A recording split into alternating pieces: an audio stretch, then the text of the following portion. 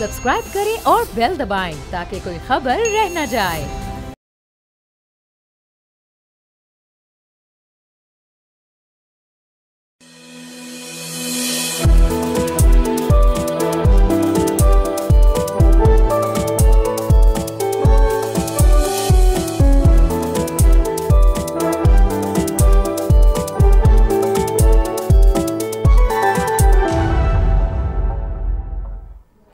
बिस्मिल्लाहिर्रहमानिर्रहीम। अस्सलाम वालेकुम नाज़रीन, प्रोग्राम फ्रंट पेज के साथ मैं हूं आपका होस्ट मोइज़ुर रहमान और मैं हूं अरीबा फातिमा। नाज़रीन, आज का दिन है 25 दिसंबर और ये दो हवालों से ये बहुत बड़ा दिन है।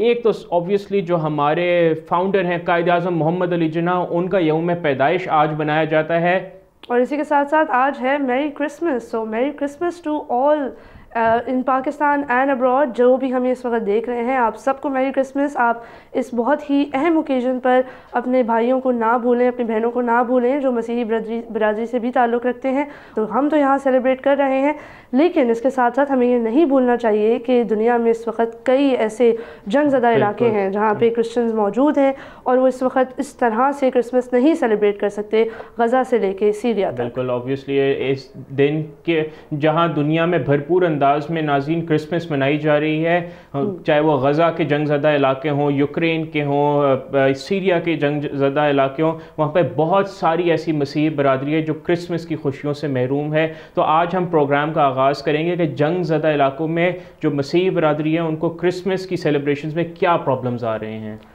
बिल्कुल, तो सबसे पहले बात करते हैं क्रिसमस इन सीरिया के हवाले से। क्रिसमस जो है दमिश्क में, उसकी तैयारियां काफ़ी दिनों से शुरू हो चुकी थी, लेकिन हर चीज़ इस तरह नहीं हो रही जिस तरह लोगों ने तवक्का की थी। सबसे पहले आपको बताएं कि स्ट्रीट के नाम से दमिश्क में ये बहुत पुरानी स्ट्रीट है जिसको अल मुस्तकीम भी कहा जाता है। इसके चारों तरफ बहुत सेलिब्रेशंस के लिए तैयारियाँ मौजूद हैं। लोगों ने अपने रेस्टोरेंट्स, कैफ़ेज़, दुकानों में काफ़ी डेकोरेशंस लगाई हुई हैं। तो अगर आप स्ट्रीट से वॉक करते हुए नज़र आएँ तो बहुत आपको फेस्टिविटीज़ देखने को मिलेंगी, लेकिन इसके साथ साथ काफ़ी लोगों को तशवीश का जो है वो इजहार भी कर रहे हैं और उसका सामना भी है कि जैसे कि आपको बताएं हम कि ऑल्दो एक रेजिडेंट ने अल जज़ीरा को बताते हुए कहा कि 14 साल की जंग के बाद अब फाइनली जब सीरिया में पीस है तो हम तवक्का यही कर सकते हैं कि अच्छी तरीके से ये क्रिसमस गुजरेगा।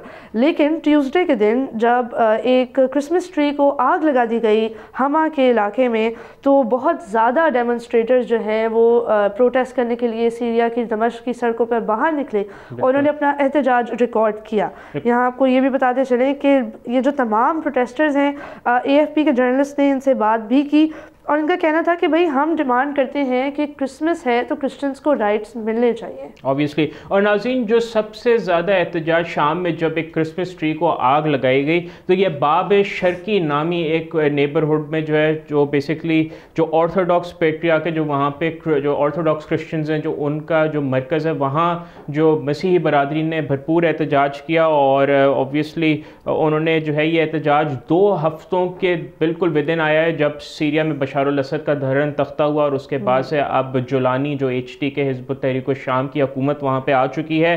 तो अब नाज़रीन, जो वहाँ पे जो मुजाहिरीन का यही कहना था, उन्होंने गैर मुल्की मीडिया से बात करते हुए बताया कि ये एहतजाज उन नाइंसाफ़ियों पर है जो मसीही बरादरी के साथ हो रही है, जिसमें उनको क्रिसमस की सेलिब्रेशन में काफ़ी ज़्यादा पेचीदगियाँ आ रही हैं। और ऑब्वियसली उन्होंने मज़ीद कहा कि अगर उन्हें अपना जो मज़हब है, यानी जो उनको क्रिश्चियन फेथ अगर सेलिब्रेट करने की इजाज़त नहीं होगी, तो इसका सिंपली यही मतलब है कि उनका अब शाम से कोई ताल्लुक़ ही नहीं रह गया, उनकी ओनरशिप ही नहीं है जो है बिल्कुल। उन्होंने कहा कि फिर इसका मतलब है हमें यहाँ से चले जाना चाहिए, ये मुल्क हमारे लिए नहीं रहा। और ये बहुत एक इम्पॉर्टेंट सेंटिमेंट है, क्योंकि जब कोई इस्लामिक मिलिटेंट ऑर्गेनाइजेशन एक मुल्क पर कब्ज़ा करती है या हुकूमत कायम करती है, जैसे कि अफ़गानिस्तान में, तो हम देखते हैं कि अक्सर जो माइनॉरिटी कम्युनिटीज़ हैं उनके राइट्स की पामाली नज़र आती है, इस्तेहसाल नज़र आता है। और हम उम्मीद करते हैं कि ऐसा सीरिया में होता नहीं रहेगा। लेकिन फिर भी यहाँ पर यह पॉइंट आउट करना बहुत ज़रूरी है कि जो क्रिसमस ट्री जलाया गया था एक क्रिश्चियन मेजॉरिटी टाउन में जलाया गया था जिसका नाम था सुकेलाबिया, और ये हमा के करीब एक इलाका है।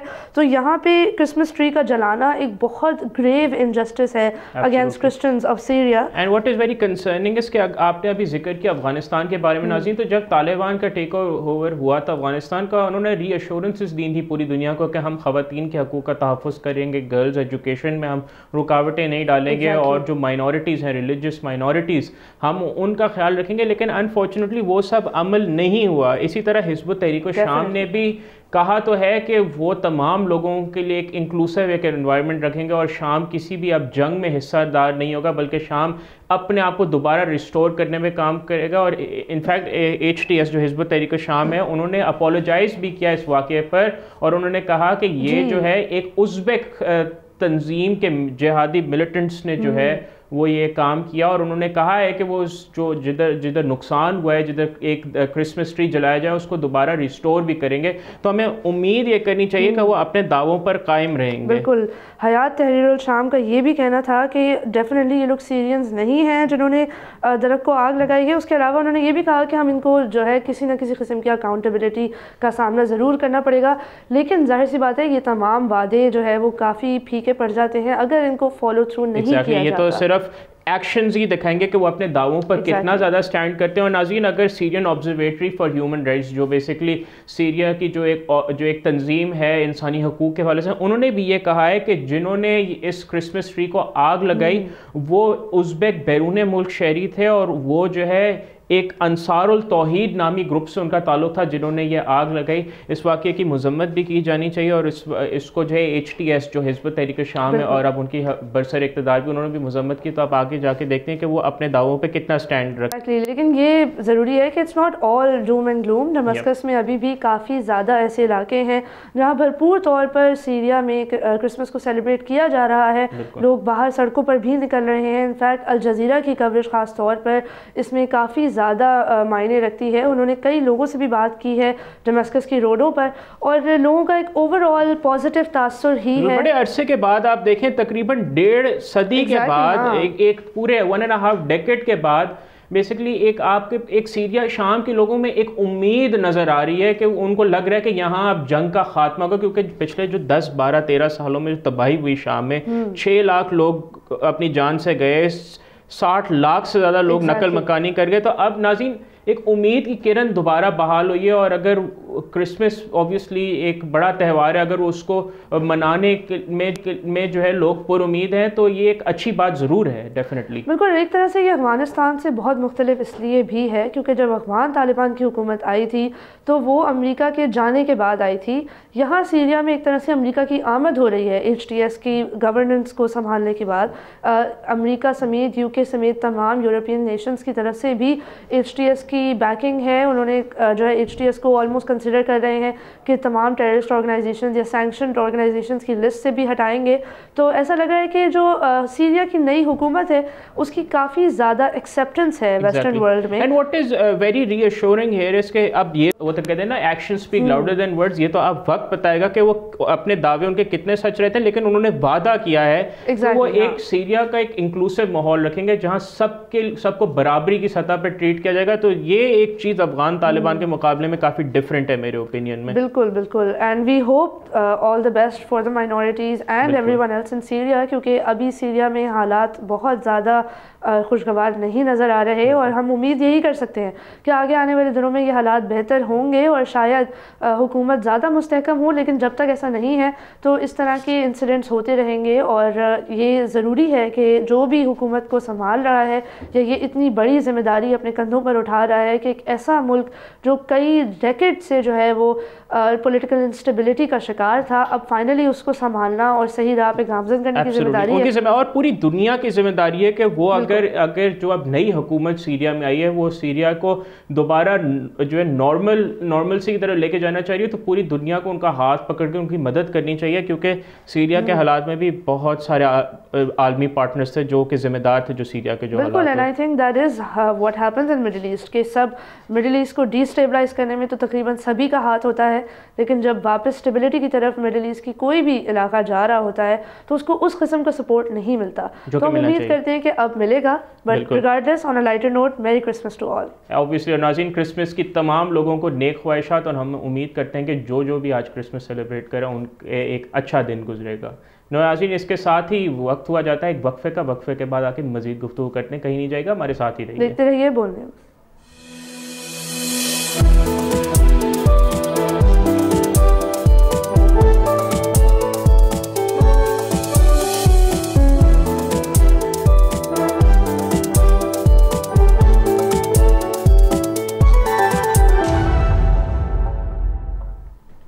नाज़रीन, welcome back to Front Page. Break से पहले हमने आपको बताया कि किस तरीके से दमिश्क में इस वक्त लोग क्रिसमस सेलिब्रेट कर रहे हैं और क्या उनको ऑब्स्टिकल्स का सामना करना पड़ रहा है। तो नाज़रीन, अब हम चलते हैं नौ मुंतखब अमरीकी सदर डोनाल्ड ट्रंप की कोई नई ताज़ा धमकियाँ आई हैं, उनके बारे में बात करते हैं। पिछले हफ्ते डोनाल्ड ट्रंप ने एक बहुत बड़ी धमकी दी थी कनाडा को कि वो उसके ऊपर कब्ज़ा करके उसको अपना 51st स्टेट बना लेंगे, और अब उन्होंने नई धमकियों से जो है वो पूरी दुनिया के आलमी मीडिया को नवाजा है। अब वो कह रहे हैं कि पनामा कनाल जो है उसका कंट्रोल वापस अमेरिका को मिल जाएगा। और पनामा कनाल, आपको बताते चले कि बहुत एक सिग्निफिकेंट ट्रेड रूट है, जो तमाम जो यूनाइटेड स्टेट्स ऑफ अमेरिका का ट्रेड है साउथ अमेरिका के थ्रू और रेस्ट ऑफ द वर्ल्ड के थ्रू एज़ वेल, वो पनामा कनाल ही फैसिलिटेट करता है। इस वक्त पनामा नाम का मुल्क ही उसको चला रहा है, लेकिन 1999 तक इसका कंप्लीट कंट्रोल अमेरिका के हाथ में था, और इसलिए भी क्योंकि अमेरिका ने ये कनाल बनाया था, अपनी तमाम फंडिंग उसको प्रोवाइड की थी। और संडे को ही डोनाल्ड ट्रंप ने एक और नई धमकी भी दी कि अब जो है उन्होंने एक ऐसा ऐसी पेशकश की है कि ग्रीनलैंड की कुछ इलाके जो है वो अमेरिका के होने चाहिए। अब ये बहुत सिवियर जो है वो politics changing, landscape changing threats हैं, और इसका ज़रा देखते हैं कि ये क्यों वो ऐसी बातें कर रहे हैं, उसकी हिस्ट्री क्या है। सो असल में ये बात करना यहाँ बहुत ज़रूरी है कि पनामा कनाल जब बनाया गया था और जब ये तमाम बातें जो है वो अमेरिकन कॉन्शियसनेस का एक बहुत इंटेग्रल हिस्सा होती थी, तो ये 19th सेंचुरी की बात है, जब डॉक्ट्रिन ऑफ मैनिफेस्ट डेस्टिनी के तहत अमेरिकन जो है चाहते थे कि पूरी दुनिया पर एक्सपेंशन करें और अपनी सिविलाइजेशन जो है वो लोगों तक लेकर जाएं।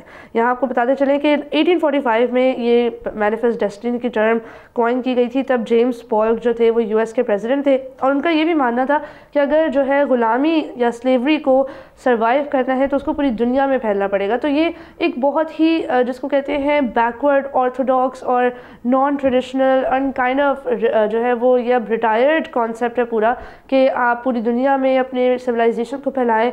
ये कॉलोनाइजेशन के ज़ुमरे में भी आता है, और अब इसको अमेरिकन इंपीरियलिज्म भी कहा जाता है, जिसके डोनाल्ड ट्रंप काफ़ी फोरफ्रंट पर इसके जो है वो फ्रंट लाइन वर्कर है अमेरिकन इंपीरियलिज्म के, और ये actually aligns with his America first policy. तो एक तरह से देखा जाए तो डोनाल्ड ट्रंप से ये तवक्कात की जा सकती है कि वो इस तरह के थ्रेट्स करे। और पनामा कनाल बहुत ज़्यादा सिग्निफिकेंट एक रूट है, स्पेशली क्योंकि ये जो है वो बहुत हद तक अमेरिका का सारा ट्रेड जो है यहाँ से हो रहा होता है। अब उन्होंने ये भी कहा है एरिज़ोना में पिछले हफ्ते कि मैक्सिको के साथ जो उनका पूरा ट्रेड है उसको भी वो अफेक्ट करेंगे, इन द सेंस कि जो भी ड्रग कार्टेल्स हैं उनको फॉरेन टेररिस्ट ऑर्गेनाइजेशन की लिस्ट में शामिल किया जाएगा, and this could be used as a pretext to actually have boots on the ground in Mexico. तो अगर मैक्सिकन सॉइल पर वो चाहते हैं आर्मी को भेजना, तो अब अमेरिकन आर्मी को तो ये एक बहुत बड़ा जिसको कहते हैं रीज़न बनाया जा सकता है कि ड्रग कार्टेल्स हैं वहाँ पे जिनको हमने फॉरेन टेररिस्ट ऑर्गेनाइजेशंस में लिस्ट कर दिया, वो सैंक्शंस में लिस्टेड है, तो जाहिर सी बात है we can send our boots on the ground, and this seems like a very typical notion out of the American playbook।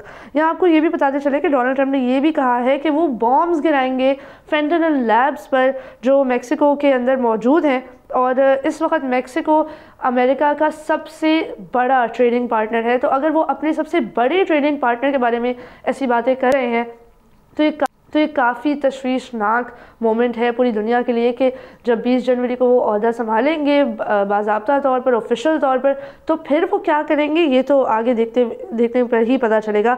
यहाँ आपको ये भी बताएं कि जो पनामा के प्रेसिडेंट हैं होजे राउल मोलिनो, उन्होंने भी पब्लिकली इस बयान की जो है वो सख्ती से मजम्मत की है। उन्होंने कहा है कि भाई पनामा जो है, पूरा कनाल जो है वो पनामा का है, उसके आसपास का एडजेसेंट तमाम इलाका भी पनामा की सरजमीन है और ये इसकी पूरे पोर्ट की ओनरशिप नॉन नेगोशिएबल है क्योंकि अब ये हमारे मुल्क का हिस्सा है। अब ये बात है कि आप इन्वेस्टमेंट करते हैं दूसरे ममालिक में जिनको इन्वेस्टमेंट की ज़रूरत होती है, वहाँ आप पोर्ट्स बनाते हैं, जैसे कि गवादर के पोर्ट भी चाइनीज़ इस वक्त हुकूमत हमें बनाने में हेल्प कर रही है। तो ये एक बहुत बुरा प्रेसिडेंट सेट करेगा दुनिया में एंड होपफुली ऐसा नहीं होगा, लेकिन डोनाल्ड ट्रंप की धमकियाँ जो है उसके बाद कोई ना कोई एक्शन ज़रूर आता है, तो देखते हैं कि वो इसका करेंगे क्या। लेकिन फॉर नाउ प्रेसिडेंट जो है पनामा के होजे राउल मोलिनो, उनका ये भी कहना था कि every square meter of the Panama Canal and its adjacent area belongs to Panama and will continue to do so। तो इतनी सख्ती से मजम्मत के बाद देखते हैं कि डोनाल्ड ट्रंप का क्या रद्द-ए-अमल होगा। लेकिन ये धमकियां आना शुरू हो गई हैं अमेरिकन एक्सपेंशनिज्म के हवाले से, और अब हमें आगे आने वाले दिनों में ही पता चलेगा कि एक्चुअली वो उसको फॉलो थ्रू करेंगे या ये सिर्फ धमकियाँ होंगी। जब इंटरनेशनल मीडिया के इदारे उनकी टीम तक पहुँचे तो उनकी टीम ने यही कहा कि आप डोनाल्ड ट्रंप की ट्वीट्स ही देख लें। तो उनकी ट्वीट्स देख के और उनकी पोस्ट देख कर तो यही अंदाज़ा होता है कि डोनाल्ड ट्रंप तो पूरी दुनिया में हुकूमत करने के लिए तैयारी कर रहे हैं, लेकिन आगे आने वाले और जस्टिन ट्रूडो जब गए लामार्गो में गए तो उन्होंने बड़ी एक अच्छी ट्वीट की कि उनकी बड़ी अच्छी मुलाकात थी डोनाल्ड ट्रंप के बाद से। नाज़रीन, उस मुलाकात के बाद से डोनाल्ड ट्रंप जस्टिन ट्रूडो को एड्रेस करते हैं एज गवर्नर ट्रूडो, और कनाडा को अपना अमेरिका का 51st या 52nd स्टेट भी कहते हैं। खैर, अब नाज़रीन ये तो बहुत ही इंटरेस्टिंग रहेगा 20 जनवरी के बाद दुनिया में आगे क्या होता है, क्योंकि डोनाल्ड ट्रंप से कभी भी किसी वक्त कुछ भी एक्सपेक्ट किया जा सकता है। लेकिन नाज़रीन, अब हम रुख करते हैं गज़ा के हवाले से जो सूरत हाल है। तो नाज़रीन, यहाँ पर इजराइल ने पहली दफ़ा बाज़ाब्ता तौर पर तहरीक आज़ादी फ़लस्तीन के अजीम तरीन रहनुमा इस्माइल हनिया को जो उन्होंने असैसिनेट किया, उसकी बेसिकली पहली दफ़ा जो उन्होंने बाज़ाब्ता तौर पर उसका जो है एतराफ़ किया है। और इज़राइल के जो वज़ीर दिफ़ा हैं इज़राइल कैट्स, उन्होंने जो है पब्लिकली अवामी तौर पर कंफर्म किया कि इज़राइल बेसिकली इन्वॉल्व है इस्माइल हनिया की असैसिनेशन में। और उन्होंने कहा कि ये जो उन्होंने इस्माइल हनिया को जो उन्होंने ईरान के अंदर हमला करके असैसिनेट किया, वो बेसिकली इज़राइल का जो प्लान है कि जिसमें वो उन्होंने तो उसको एक्सेस ऑफ ईवल कहा कि ये गठजोड़ जो है बुराई का, उन्होंने कार्ड्स ने उसको रेफ़र किया, ये इज़राइल की स्ट्रेटजी है तकरीबन ख़ात्मा कर दें। और उन्होंने जो ये एक्सेस ऑफ ईवल में उन्होंने इंक्लूड किया है हमास को, हिज़्बुल्लाह को और ईरान को। और अगर पिछले चंद माह देखा जाए तो इज़राइल के जो फोर्सेस हैं उन्होंने बड़े ताबड़तोड़ हमले किए, जिसके अंदर हसन नसरुल्लाह की शहादत हुई, इस्माइल हनिया की शहादत हुई और याया शिनवार की शहादत हुई, और हमास और हिज़्बुल्लाह की टॉप ब्रास के बहुत से लीडर्स जो है असैसिनेट किए। और नाज़रीन, पिछले 7 अक्टूबर से लेकर अब तक हज़ारों फ़लस्तीनी वो शहीद कर चुके हैं अंडर द प्रीटेक्स्ट कि जी हम तो हमास के या हिज़्बुल्लाह के ख़िलाफ़ काम कर रहे हैं। तो ये तो बेसिकली एक एडमिशन ऑफ टेरर है। और नाज़रीन, आप ये उन्होंने मज़ीद अपनी जो बेसिकली इज़राइल अपनी जारियत के, उन्होंने बेसिकली आपको याद होगा उन्होंने लबनान के अंदर बहुत ज़्यादा जो है लबनान की जो सैंक्टिटी है और जो उनकी ख़ुद मुख्तारी उसको चैलेंज किया हुआ है, सीरिया को चैलेंज करते हैं। और अब उन्होंने यमनी बेस जो हूथी जो हैं उनको उन्होंने जो है वो ख़बरदार किया है, क्योंकि हूथी जो है वो इज़राइल पर मिसाइल अटैक्स कर रहे हैं। और उन्होंने कहा है कि इस मिसाइल अटैक्स पर हूथियों को बहुत सेवेयर ब्लो, यानी उनको बहुत ज़्यादा कीमत चुकानी पड़ेगी।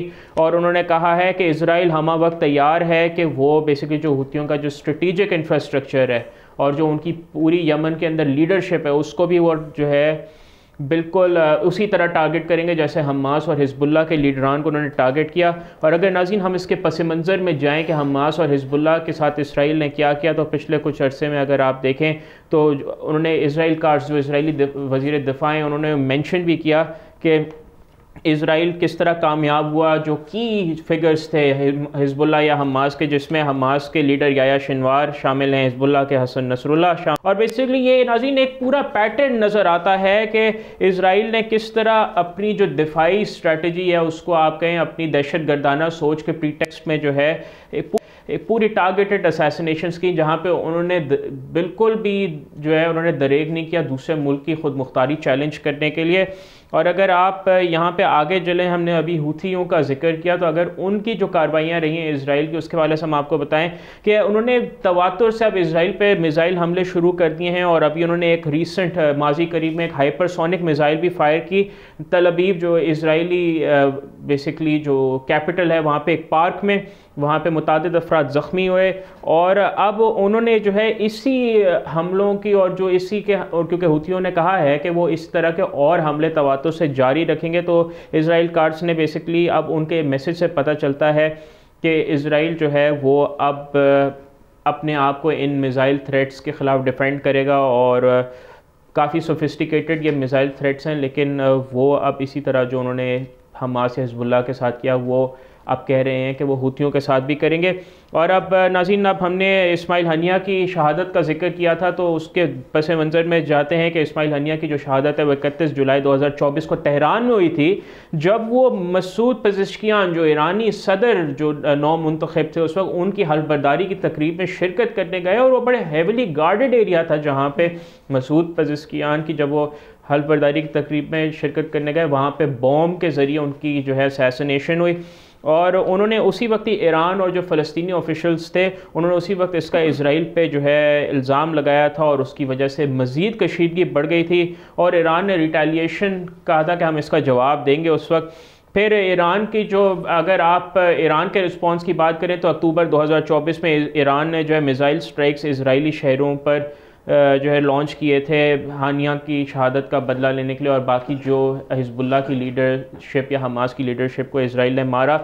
तो कुछ ना कुछ तो जो है मिसाइल हिट किए थे ईरान के, लेकिन लार्जली जो है इसराइल का जो दिफाई निज़ाम है, जिसको आयरन डोम ने मिनिमाइज़ कर दिया था इस डैमेज और कैजुअलिटी को। लेकिन नाज़रीन, अब यही समझ आता है कि जो 7 अक्टूबर 2023 के बाद से जो हो रहा है, जो फ़लस्तीन में बर्बरियत जारी है और जो मिडल ईस्ट में जो कशीदगी का माहौल है, उसकी वजह से इलाकाई सतह पर पूरे मिडल ईस्ट में एक कहीं ना कहीं टेंशन है। और बिकॉज स्पेशली ईरान और इसराइल के दरमियान।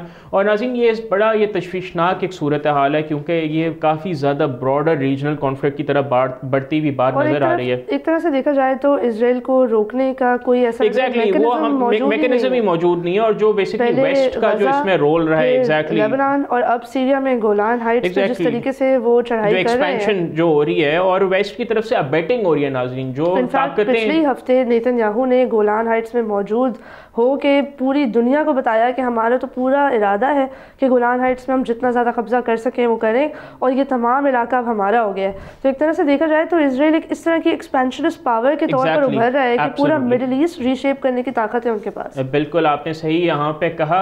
और नाज़रीन, जो दुनियावी ताकतें जो इस सूरत हाल को रोक सकती हैं और जंग बंदी करवा सकती हैं, अनफॉर्चुनेटली अभी तक जो है उन्होंने कोई रोल नहीं प्ले किया। इनफैक्ट वो इसराइल को और ज़्यादा इंकरेज किया कि वो अपने मेरी वे पे कंटिन्यू करे।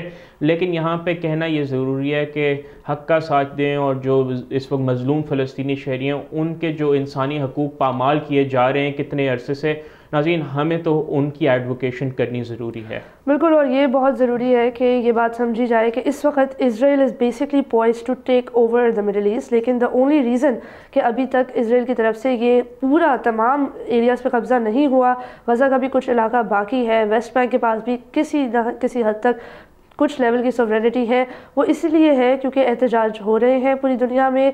लोग सड़कों पर निकल के अपनी हुकूमतों को प्रेशराइज़ कर रहे हैं तमाम मगरबी दुनिया में कि प्लीज़ आप ये नहीं करें, हमारे टैक्स पेयर के पैसों से आप इस तरह की जंगों को फंडिंग नहीं दें, इसको फैसिलिटेट नहीं करें।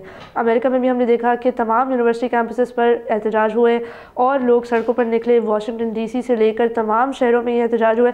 तो आप जब रोडों पर निकलते हैं, इस एहतजाज का आपको रिजल्ट नजर आया अमेरिकी इंतखाबात में। लोग बाइडेन एडमिनिस्ट्रेशन से इतने ज़्यादा मायूस और गुस्से में थे कि उनको कॉलेज स्टेट जितने पेंसिल्वेनिया, हाँ वो अलग बात है कि एग्जैक्टली, लेकिन नाज़रीन पेंसिल्वेनिया में जो कॉलेज जो स्टेट्स थे वहाँ पे जो एहतजाज हुए जो बाइडन के एडमिनिस्ट्रेशन के खिलाफ और जो वहाँ पे स्टेट का एक क्रैकडाउन नज़र आया, उन सारी जगहों पे कमला हैरिस इलेक्शन हार गई। तो नाज़रीन, इसी के साथ ही हमारे प्रोग्राम का वक्त हुआ जाता है ख़त्म। आपसे मुलाकात होगी इंशाल्लाह अगले शो में। शो के अख्ताम में एक मरतबा फिर तमाम पाकिस्तान में बसने वालों को कायद-ए-आज़म का यौम पैदाइश बहुत मुबारक, और हम अपने बानी पाकिस्तान को खिराज तहसीन पेश करते हैं। Very happy merry Christmas to all. Absolutely, अपना बहुत ख्याल रखिएगा और बोल न्यूज़ के सोशल मीडिया हैंडल्स पर अपना फीडबैक ज़रूर रिकॉर्ड करिएगा। खुदा हाफिज़।